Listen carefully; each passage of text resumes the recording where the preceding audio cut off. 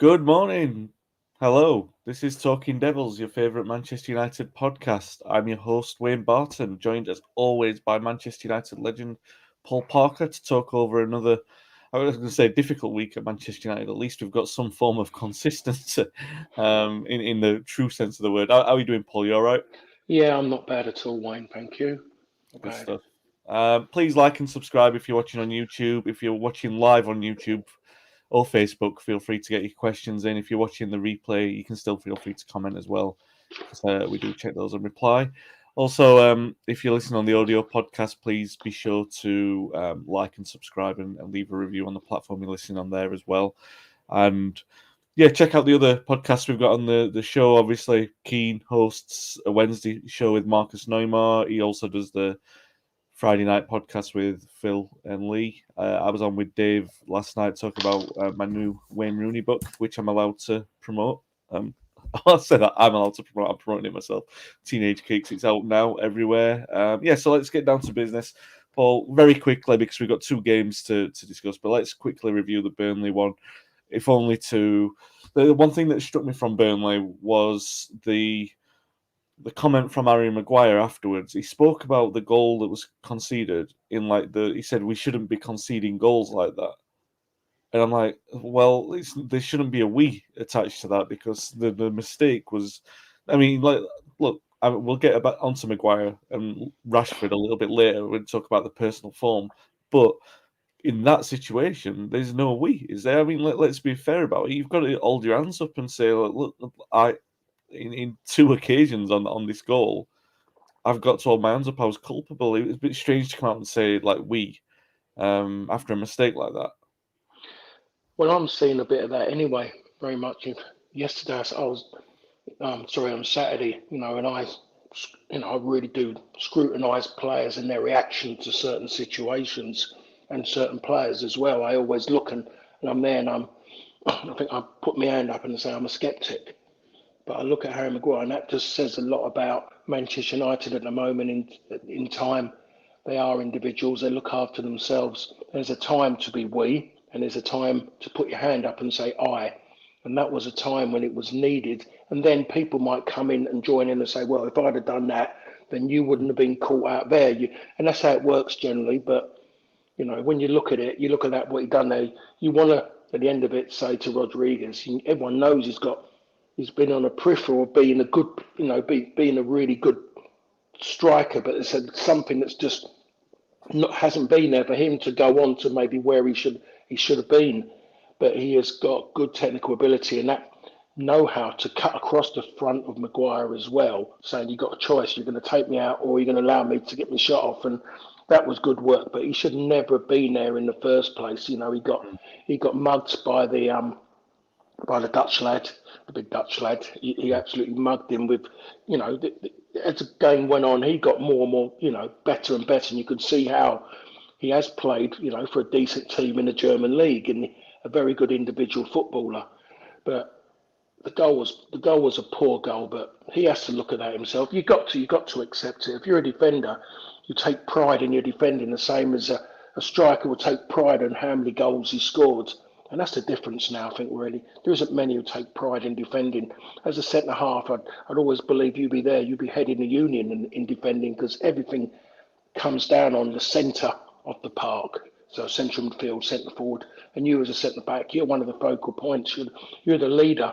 Everything stems from there. You're the focal point, the build of a team, and he doesn't warrant that. To be honest, really, too many sloppy mistakes, and there was, a few sloppy ones in the game at the weekend as well. Some of them quite embarrassing, to be Yeah. honest. Che Adams had him on toast, and he absolutely numerous occasions as well. And from what Arsenal was saying after the game, it looked like it was a game plan to target the captain. Do you know what I mean? The slow moving back in transition. He was only really talking about one player. Well, that's the way that I read that. It was an interesting one again because United started brightly. They've got Pogba in this role. And Paul, I think it just me, maybe. No, maybe it wasn't just me. Sancho started on the left, and he was so bright that he was playing like a proper winger, and we've not seen that kind of confidence from him for ages. And it looked like, oh, well, what we'll do is we'll swap it over and see if Rashford can have that kind of confidence. And he just bombed the game out. All the momentum that we had went. And, and then the same old complacency crept in. You've got all of these little individual problems that combine to make this collective big problem. Obviously Ronaldo missing the easy chance, the midfield not really dominating the game in this, and they've got this new shape, which we'll talk about in a moment as well. This 4-3-3, which is there to control the game. We're doing that a little bit better, but these are against teams who aren't, with all due respect, are not the greatest of teams. And as the teams are getting progressively better that we're coming against, we're controlling the game less and less. And that's a massive concern. And we know that about a lot of these players, because it's all right. I think on Saturday you can see the effort's there, but maybe the players just aren't good enough. And when this kind of result and performance is there, and they're saying, no, United are tiring after 60 minutes or whatever. It looks a lot earlier than that, to be honest. I don't know. 1-1, obviously fair. Southampton looked like they were getting more ambitious. They even had that, was it Stuart Armstrong, like really near the end, where Lennon and Moutinho have had scored goals from that position in recent weeks, and you thought, if he just gets this on target, he's got a real good chance here. Exactly the same area, could have scored, and nobody would have been grumbling if Southampton had won. So, what do you make of this? Because a lot of people are saying, United have been playing well without a cutting edge, and I'm inclined to think, it's the quality of opponents that really... No. Yeah. So the people are saying that, as far as I'm concerned, are wearing rose-tinted glasses. It's something they want, which we all want, but it's not happening. They're really, in my opinion, United looked good in that early part of the first half. For about 25 minutes, they looked good because of Southampton's naivety. Southampton made a mistake of attacking because it made it a really good game, one of the better games because it was open. The problem is they didn't have great pace in the team because they kept allowing themselves to be counter-attacked. And that's how Sancho was getting a lot of joy on that left-hand side because of Southampton trying to take the game to United without trying to control the midfield and just bombing on. And they was leaving themselves so bare at the back, and they were slow at the back. They've got one quick player, which was Walker-Peters, who got stronger and stronger as the game went on, by the way. Really good display by him at fullback. But then when you talk about Sancho, he was getting joy, lots of joy. And he done well. There's a few decision makings where he could have maybe passed it earlier. There's one when he took on himself. Forster saved it with his feet, but he had two to his right he could have given it to, which were both of them were more central than what he was. He's done well to get his shot off. He's hit the target. Keeper's made a decent save with his right foot. So he thinks, okay, all was missing was a goal. That's fine. Those decisions are made. And he was brave enough to go in his own way. A few weeks back, he could have been a little bit kind of lacking confidence, tentative, and he could have tried to pass the buck by trying to pass it rather than do it himself, and the pass could have been sloppy, then everyone would have been on him. But he's gone in his own, so that's a forward step on Sancho's part. When you talk to me about Marcus Rashford, and I don't understand why he's still starting games of football for Manchester United. Elanga had no right to be left out. Shouldn't have been left out. He didn't play in the cup game. I thought to myself, okay, fair enough. Then he comes on. He has to take a penalty. Is that correct? That was correct, wasn't it? But then you think to yourself, okay, the lad's missed a penalty. Young lad, brave enough to go and take it. It's done well. Play him again. Don't ruin his confidence. And again, dare I say it, a certain manager, that's exactly what he would have done. Because there was a young Ryan Giggs who missed a penalty in exactly the same. Ryan played in the next game. Wasn't worried about him or anything. He said, no, see if you can, what kind of man you are. Play him. The boy's confident, play him.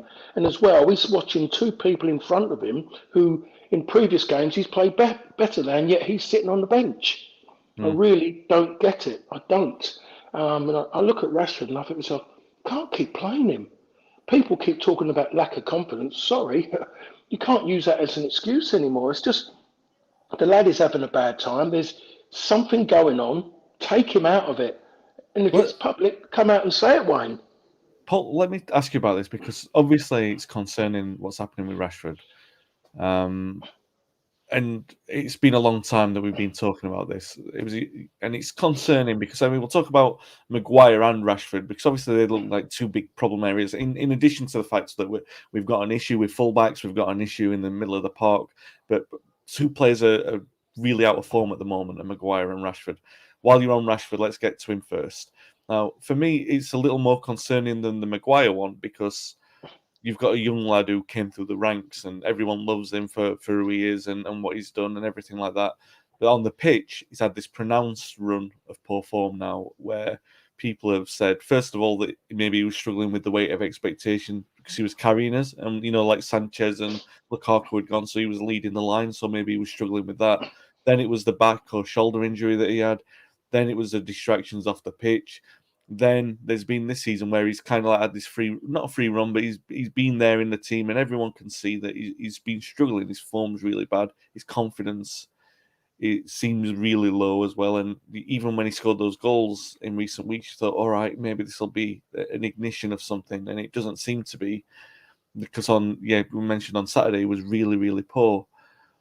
Where do we stand on this, Paul? Because this is a great. He looks like he's got a lot of ability, but this is 2 or 3 seasons now. And what point do you say this is representative of? By the way, not just Marcus Rashford. All of these players in this squad, you can have this kind of argument for.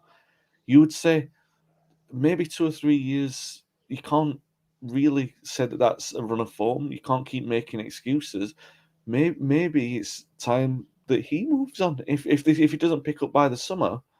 Well, is that too drastic? But I'm looking at this bigger picture. I'm looking at a squad full of these players, and I'm not I'm not getting on Marcus's back, but I think when I look at him and I look at the confidence issue and I look at the poor form, maybe he needs to be at a club where the spotlight isn't quite as intense in order to really get his confidence back.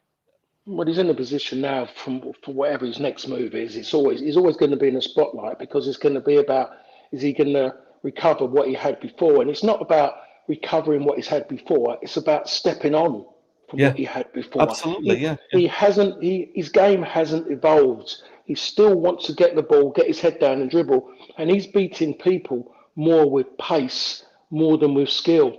Because people if he beats them, because he doesn't do that very much these days. And that's why he's not that kind of player. Sometimes you've got to look at it, play 1-2s because you're quick, control, pass, move. Just simplify your game. But he's got something in his head that he can beat 2-3 people in tight areas. And if it comes off, you look at it, you go, that's by luck more than judgment now because he's just got his head down. Yeah. I think as well is that sometimes he gets into areas and you think to yourself, right, now you're really waiting for that experience bit because you have to call him an experienced player because the amount of England caps he's got and the amount of games he's now played for Manchester United. He's not a young player anymore. Remember, a football career only lasts, if you're lucky now, top level one, a proper one, to about 33, 34. Yeah. If to play, but then when you think about he's not going to 70, so now he's he's not a young player anymore. Can't be deemed that because the amount of football games he's played at top level and for his country in tournaments. So you've got to expect more from him, and you've got to really say you should be making better choices now in what you're doing. Yes, you're going to make mistakes. You're going to make the wrong decision because you're human. Because all the great players do that. They have moments where they make wrong decisions. Some a lot fewer than most of us. But he doesn't do that on a consistent basis. He makes the wrong decision with his passing. You can look at his face, and he doesn't look like somebody who is on the park playing for his boyhood team. He is not smiling. And I don't care what anybody says and talk about, but he's concentrating. No. If he's in that position, he'll be smiling that he's enjoying himself. When he does something good, he smiles, he gets involved. And I always still relate to a young Ryan Giggs. Giggs, he smiled. When someone kicked him, he got up and he'll smile a bit and he'll look at him and he'll go and do it again. But all of a sudden, he'd do something good and he was unlucky. He'll get a little thing on his face knowing that he's achieved something good and he was unlucky or it was good. Marcus Rashford doesn't smile anymore. Everything's serious all the time.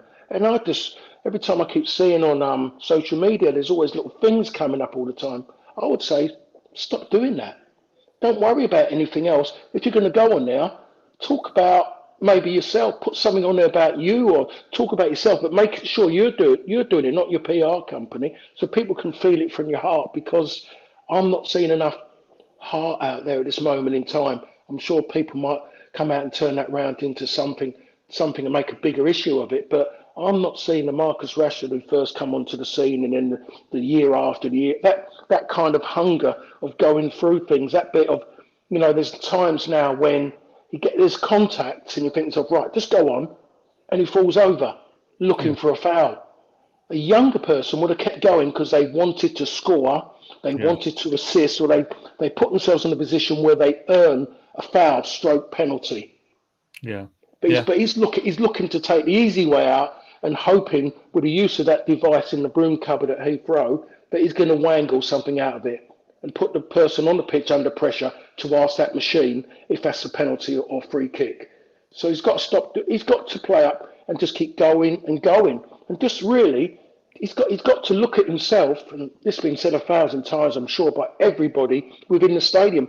But it's only so far that people can go. You can't keep making excuses for him or other players. Somewhere along the line, it's their fault. You can't blame managers because he's been through numerous managers now. Yeah. At Manchester United, so you have to look at the individual, look at the team, and that's my saying it.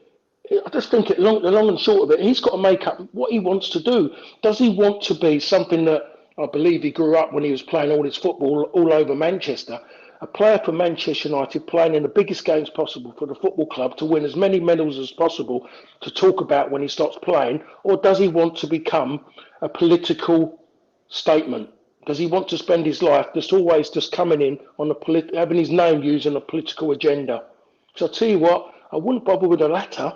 That bit would be forgotten about, as we all forget about these political people, because new people come in. People will not forget Marcus Rashford if he goes and achieves big things for his boyhood club, being a local boy. They will not forget that. Definitely in Manchester, definitely around the country, and definitely around Europe. But at this moment in time, the wrong things are being said about him, because everything where he is about playing for Manchester United and the football that he's delivered in the earlier part of his career. The other side of it shouldn't be anywhere near it. We shouldn't be talking about it because it should not affect him on the pitch.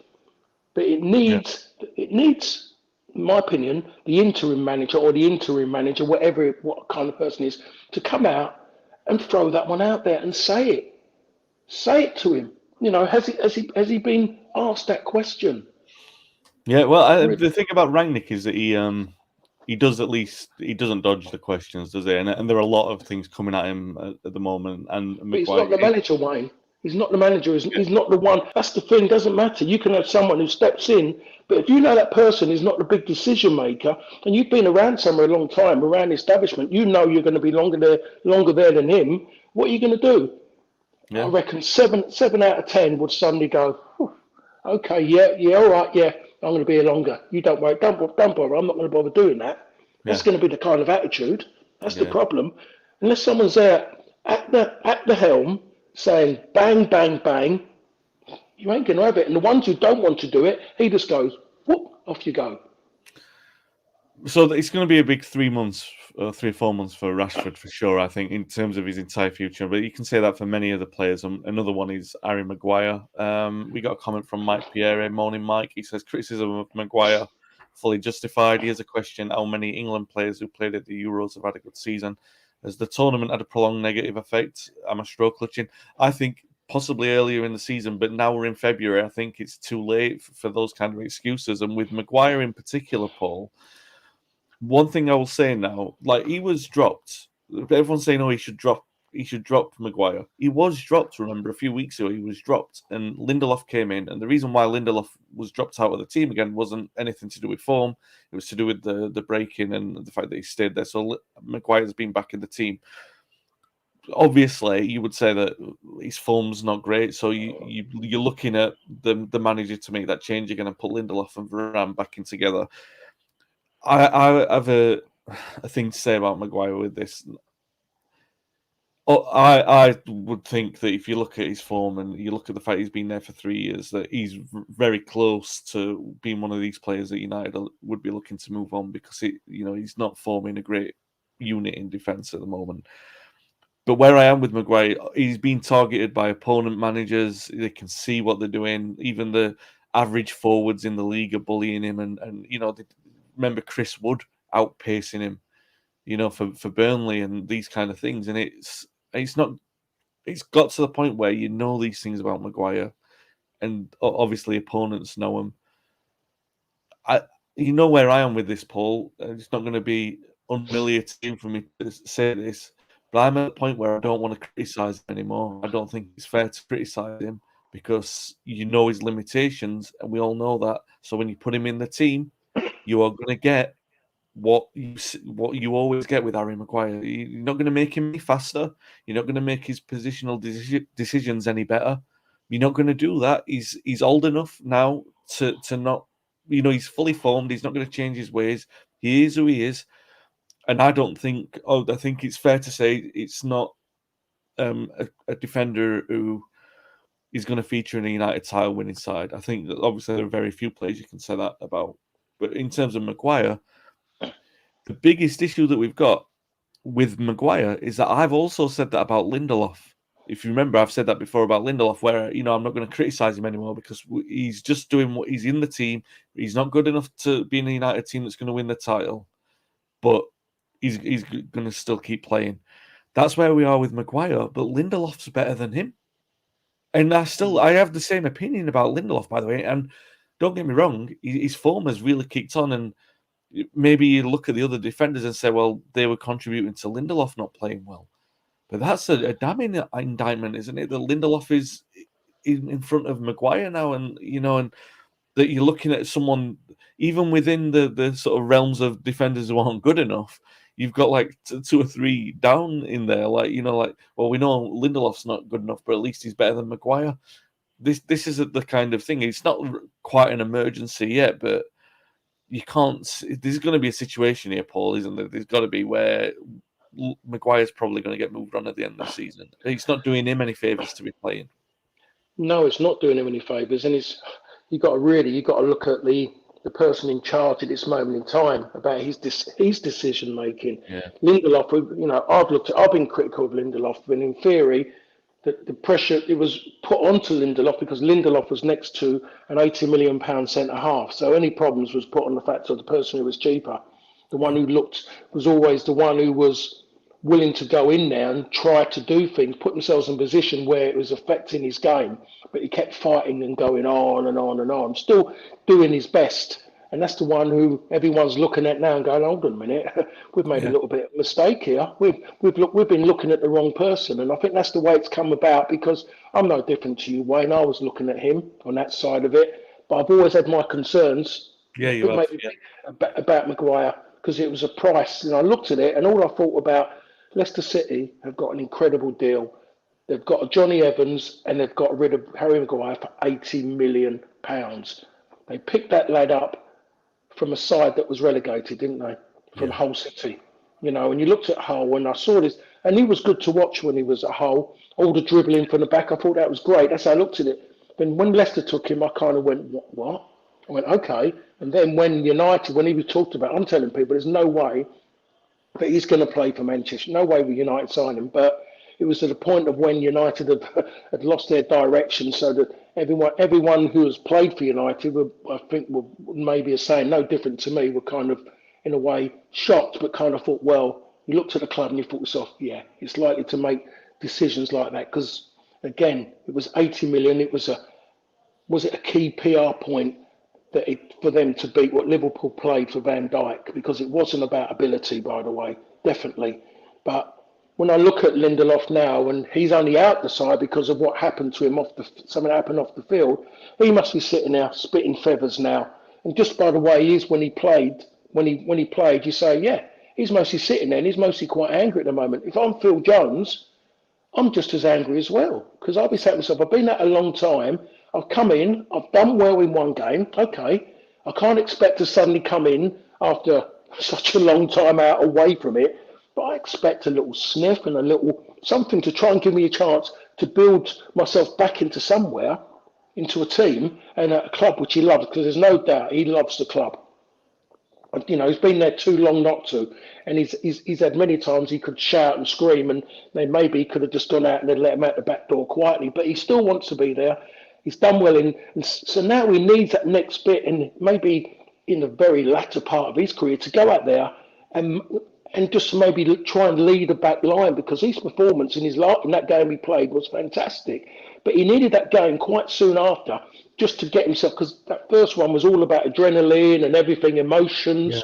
Now we needed that next one. So why hasn't Phil Jones been given a chance? People now won't look at me and laugh about that. People will say, well, yeah, we could maybe see why Phil Jones. You know, there's too many players who have been doing things poor, consistently being poor, and yet they're still playing regularly. And that affects the squad, because there's players now who will be, you know, talking out the side of their mouth, going, oh, how could he play now? Look at that. And now they're questioning him at the top. Yeah. Questioning him. They're not questioning, but they're looking at him and they're going, oh, used to, you know, and all of a sudden they're losing that little bit of him. So he's got a disjointed squad at the moment, a disjointed team. And it's not just in the back line. You look at the front line, it's all just, it's a mishmash at the moment in time. It's bits and bobs. You know what you're getting. You knew what you was getting at first half. Again, I was doing the game. Again, I turned around and said, Southampton will come out. This is during back. I said, Southampton have finished the first half a better team. They controlled the ball. They looked the more better team going forward. They was in control of what they're doing going forward. United was still just counter-attack, nothing, because they never dominated the ball. Southampton will come out second half. He's got a chance to speak to him. He'll sort those little problems they had about being counter-attack. Don't go forward as a team. It's not a training session. And they absolutely done that in the second half. Again, like Burnley, exactly the same as Burnley. It was raining, a better surroundings, a nicer place, but United were poor in the second half. And it's all about the bit at the ends, the show bit at the end. Can they nick a goal? And they're looking for something to paper over the cracks. And at the moment, they're going out there and they're playing football, but the one thing they're not playing football as, and that's the team. You're right. There was a moment when Maguire made a mistake on Saturday where the crowd actually chanted for Jones, and it's funny, but they're not really chanting for. They are chanting for Jones, obviously, but what they're trying to say is, "This is how bad it's got. This is what we've been reduced to." Really, I've never known anything like it, Wayne. To be perfectly honest, when I'm looking at it, what I'm seeing now, and I'm seeing it, the fans are seeing it. You know that you want every player to play well week in, week out. But when someone's not playing well, I think sometimes you have to be cruel to be kind, and you've got to take them away, because the player doesn't.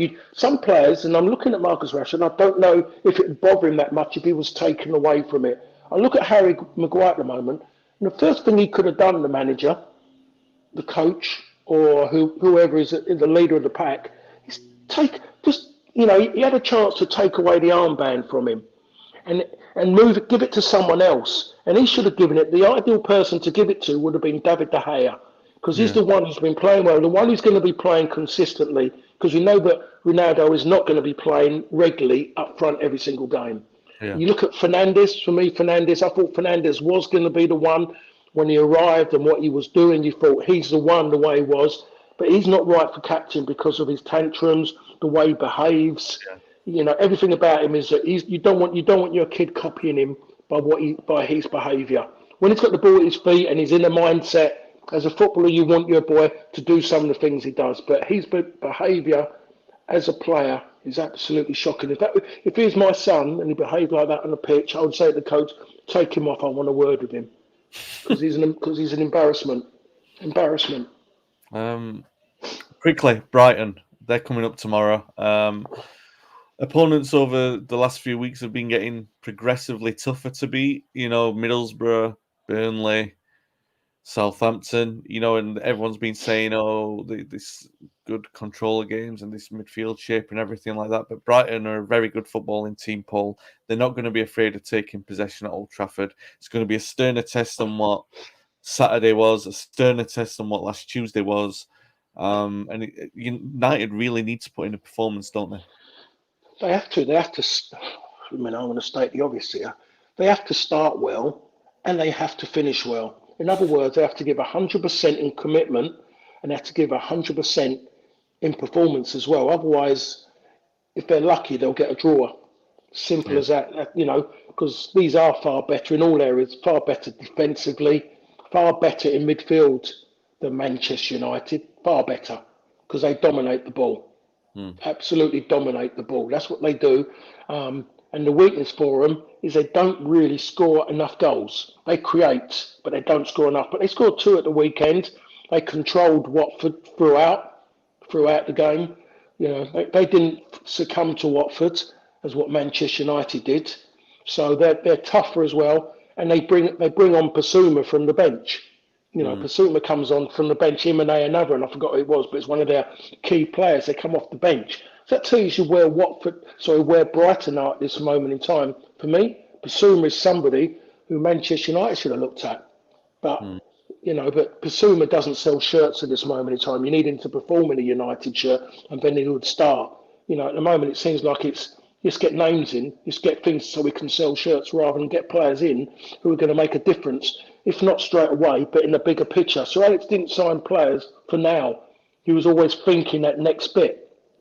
The buying Andy Cole was about the next bit. Yes, there was that season, but that season was going to take care of itself. It was that next bit. Van Nistelrooy was that next bit of where to add on to, and that's what it needs. But that only happens if you bring in a right manager who is allowed to have a plan, rather than by the bits and bobs that own the club at this moment in time, who are kind of making things difficult. It's like virtually they're walking around with a shopping trolley around the supermarket, but they're worried, should we get food in for a day or do we go and buy for the week? They don't know how long the situation is going to last.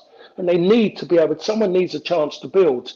And there's 2 clubs, bigger than Manchester, 2 clubs, maybe the best 2 in this country at this moment in time, the 2 most consistent teams who have been allowed to do that, to build and to build and to build. The other team that's just underneath them haven't really got their bit sorted at this moment in time. They're being ruled. I think one player is causing a problem there at the other team, but the rest are all the same. Yeah. The rest are under the same umbrella. There's been more improvement from 2 sides at the bottom of the table than what there has been in Manchester United. They're getting closer to Manchester United. Manchester United are not getting further away from them. And that's a big, big problem. And the 2 teams I'm on about, one of them spent money, one of them's just had a change of manager who's made them a little bit more sterner. So it's shocking the way Manchester United are. And I sit here and people will turn around and say to me, here he is, Paul Parker, who's bitter. No, I'm a person who played for the club. The club's still in my heart. Do I support Manchester United? No. But I had 5 years there, still in love with the club, and really, really disappointed, still disappointed that they're not competing to win a league. It's great being in Europe, but Europe's just like a holiday, really, at this moment in time, because there's no belief it's ever going to be won. A team that goes into the Champions League from this country, from winning our top division, should be competing, and people believe they can win that competition. People believe that Man City or Liverpool can win that competition. No one believes that Manchester United can. Not in a million years do they believe that Manchester United can win it. And that's how far the club has dropped to this moment in time. Yeah. I'm with you, Paul, and I obviously know you well now, and I know where the criticism comes from. It comes from a place of having high standards and seeing them not met so frequently, and it's the way that it is. I learned that while I was there, Wayne. It's from being at that club that got that into my DNA. From being a player, going somewhere, always gave everything. I come from a club, and from where I joined Manchester United from, that was still deemed, one of the best clubs in London when I left it. In my 4 years there, top London club on 2 of those occasions. Yeah. Second the next time. And then when I left them, they were still there as a top club when I left them. Then I come to, the biggest club in the country, and, then you learn more. And it isn't because I got given a book and this is what we are. It was about being there and just seeing what was around. Things weren't written on walls. It was about how every individual approached it. Players were concerned, were you going to fit in? Did you have the same passion as them? Yeah. And that's what it was all about. And the biggest person for that, who scrutinised everything about that, who was the one who was judging you, was Brian McClare. Yeah. Was judging you. Are you right? Are you just come up from London just to be here and just enjoy yourself? Checked out. It took the time to build, for people to trust you. Really great. You're welcomed, whatever. But there's always that bit there. What you like as a person? Are you willing? Do you want to win things? Because we're here. Because if we win things here, we go out a little bit up there. And then when we get that little bit up there, then we don't just enjoy that and think, right, that's it, with job done. You get more. And that's what the club's about. And I don't think there's enough there who even want to go to the first stage. Because to go to the first stage, you have to go even higher. And that takes hard work. Yeah, a and lot application. Ben McManus says, McClare thought you would say Roy Keane. No. Let me answer that question there. He is right. Roy is that kind of person and was that kind of person. But when I joined Manchester United, Roy wasn't there. That's right, yeah. I thought you would have said Robbo, but yeah, I know what you mean. No, but it's a bit different. Robbo was in his own way, but Chucky was that one. Robbo was being the captain. Yeah, and he, getting you involved, you new kid on the block. While Brian McClare was the one just on the outside, on the periphery. He was the silent. He was the silent partner of the trio of Robbo, Brucey, and then there was Chucky. Yeah. Very, very quick. One player who did represent those standards was, of course, Wayne Rooney. Plugging my new book, obviously. Just wanted to get your favourite Rooney goal before we go. It has to be the one which I saw. I was actually at the game. I was definitely doing a commentary at the game, and it was against Newcastle. Can't tell you what it was. Something had happened. Wayne Rooney has rushed to the referee. He's berating the referee. The ball's been retrieved, and the ball's gone. And Wayne Rooney's ran onto it, and I think he's half volleyed it bang into the Stretford end. Yeah. Can you remember that one? Yeah. Yeah, and it was just one of them. I remember talking about him, and I'm looking at Wayne Rooney berating the referee, and that tells you something about him because he hasn't switched off 100%. He's still watching the ball going on. He's gone to the referee. The referee's turning away, following the ball as he should do. And Rooney's running out to berate him, and they've got the ball back. They've recycled the ball, gone back, and he's just gone bang, and he's hit this half volley, just gone whoop in the Stretford, and it was something unbelievable. But that just says a lot about him. Yes, he shouldn't have been doing that to the referee, but yes, he's a proper street footballer because he never switched off. It's like we all played, not going to say not in today's world, but we all played near streets. We all had something that when we played football, it was always something. I used to play in the school where we had to worry about, the borough's, London Borough of Havering's wardens who would come into the school because we'd use the goals in the school and we had to run out the gate. And because then when we saw uniforms, doesn't matter as a park attendant, we were scared. We respected uniforms. But it's like we used to play in the street. So you was aware then of cars coming round the corner. You was aware of skinheads or somebody coming to nick your balls, nick your clothes as, you're putting down to make goals. So Wayne Rooney was aware of what was still going on around him. And to do that, players of today wouldn't have done it. They can't do it because they're not street players anymore. They're not kind of working class in that way of that way of life anymore. Wayne Rooney was just in that maybe that back end of that era because he was born as a street player in that way, totally aware of everything going on around him. And when something was taken away from him, he wanted to grab it back so quick. And that's why sometimes you see him giving away silly fouls, getting involved. But that was just that street side which you don't ever want to take away from a player. And if we saw that today in one player who's that way, that player would have a big problem in the way that games are officiated in this country now, because the game's not allowing those kind of people. And that's maybe why we're getting such really lacklustre games now, really, because that element of it has been taken out of the game because football is being taken away from the working class in that manner. Kids are being pulled away from the streets and shoved into academies to become robots. Yeah, it is. You're absolutely right. There's a sterility to it. Yeah. That's. I'm with you with that great Rooney goal. I was in the North Stand for that, and that's a goal that Well, Rooney's one of those kind of players because he scored so many great goals that when you look back at the goals that he scored, if you were in a different position that isn't caught on the television angles, then you'll always remember the way that it hit the net. And that Newcastle one, I've never seen it again from the angle that I watched it from, and yeah, it's absolutely brilliant. A great goal, and he scored many. Right, that's it for this week, guys. We will be back next week to talk about Brighton, to talk about Leeds, and I think Athletic will be getting previewed as well because that's coming up as well. So, yeah, thanks for listening. Thanks for watching. If you've enjoyed, give us a like and subscribe. And also, if you're listening back on the audio platform, give us a review on the platform you're listening on. We'll be back next week. Stay safe. Thanks for listening. Thanks for watching.